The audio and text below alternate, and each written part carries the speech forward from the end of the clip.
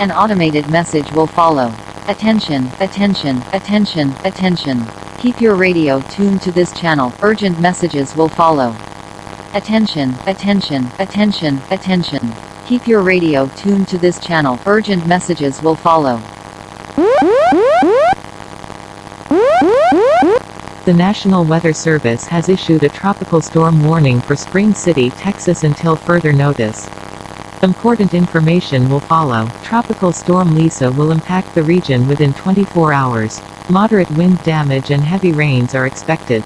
The following message is directed to anyone living near rivers. Listen carefully to protect property and life. Life-threatening river flooding will occur during this storm. If you are located in Evacuation Zone A, Evacuation Zone B, evacuate to the parking garage with your vehicle.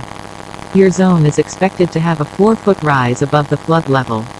If you are located in Evacuation Zone C, Evacuation Zone D, evacuate to the hardware store with your vehicle.